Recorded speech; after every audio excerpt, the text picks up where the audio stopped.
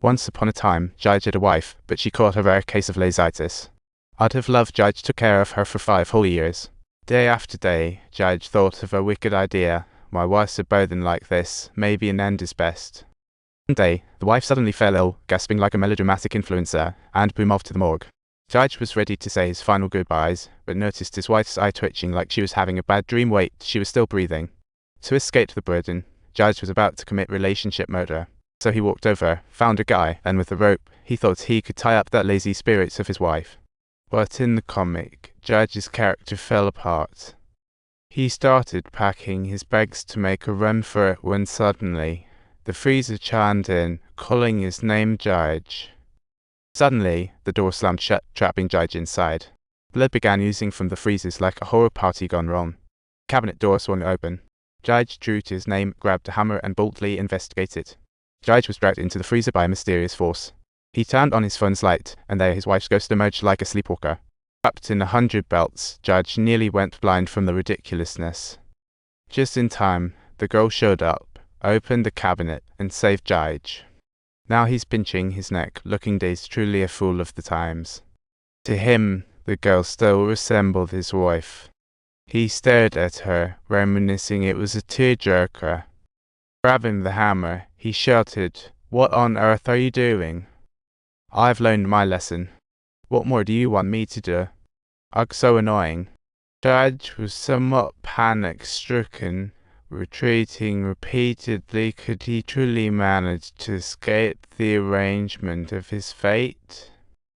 With a crackling sound, he collapsed to the floor right there. Meanwhile, his wife's spirit floated behind him, a haunted ghost, witnessed by the girl. The girl, horrified by Judge's fate, became the prime suspect and rushed to the police station. "I didn't kill Judge. It was his long-gone wife's ghost."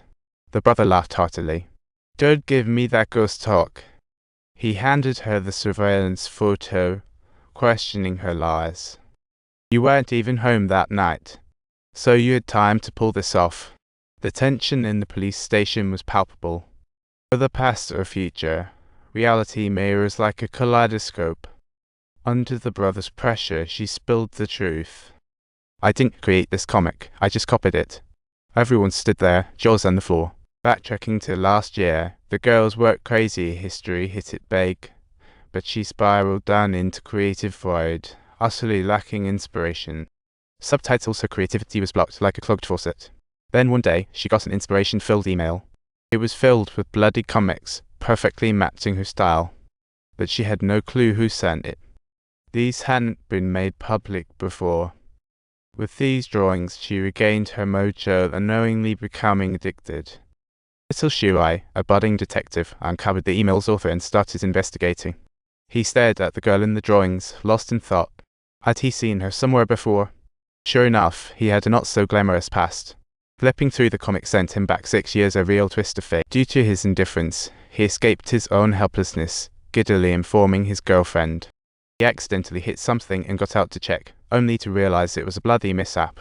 Next to a pig farm, he searched around and found a bloody face girl under his car.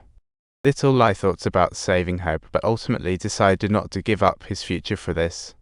With a firm grip on the steering wheel, he drove away like nothing happened, and the girl was the one we just mentioned.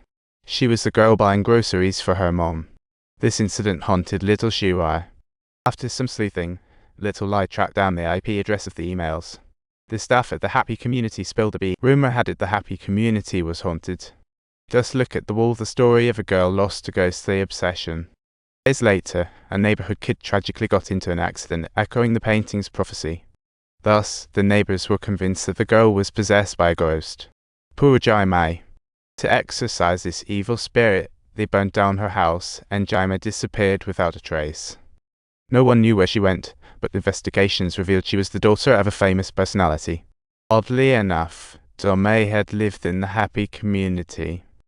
To unravel the mystery, the brother took her there, and she began to tell her story with Jaimai. 5 years ago, when Jaimai debuted, she submitted multiple pieces but received countless rejections.